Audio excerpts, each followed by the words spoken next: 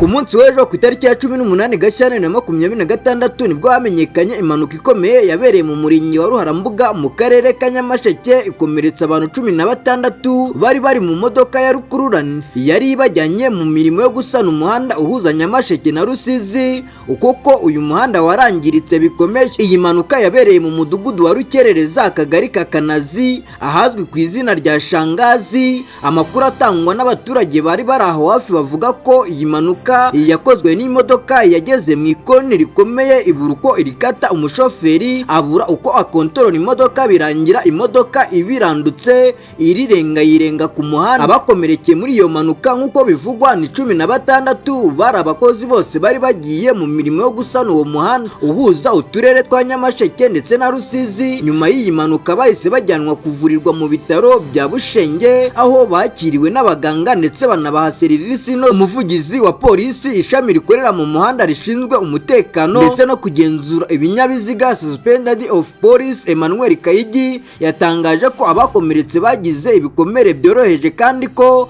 abenshi muri bo bamaze gusezererwa mu buzima busanzwe ndetse bava kwa muganga. Aho yagize ati abari bari mu bitaro bagiriye impanuka muri iyo modoka bamaze gusezererwa kuko bari bakomeretse byoroheje kuko nabikomere birenze bari bafite. Yakomeje asaba abatwara ibinyabiziga bose kurushaho kwitwararika no kugabanya umuvuduko cyane cyane ahari amakorosi n'ahantu hahanamye kuko uburangare buto bushobora guteza ingaruka zikomeye zirimo gutakaza ubuzima bw'abantu benshi nko gukora izi mpanuka zigiye zitunguranye, dore ko muri utu duce twa Rusizi ndetse na Nyamasheke hakomeza kugenda hagaragara umuhanda ufite amakorosi menshi kandi uhanamye mu buryo butunguranye kandi ushobora gukora impanuka bitaguturutse. Abaturage batuye muri ako gace bavuga ko ahabereye iyo mpanuka hasanzwe hazwiho kuba habi kandi hakaba hari amakorosi akomeye, bityo bagasaba ko hashyirwaho ibimenyetso bigaragaza umuvuduko ntarengwa ndetse n'ibyapa byo kwitondera amakorosi kugira ngo impanuka nk'izi zitazongera kugaragara, dore ko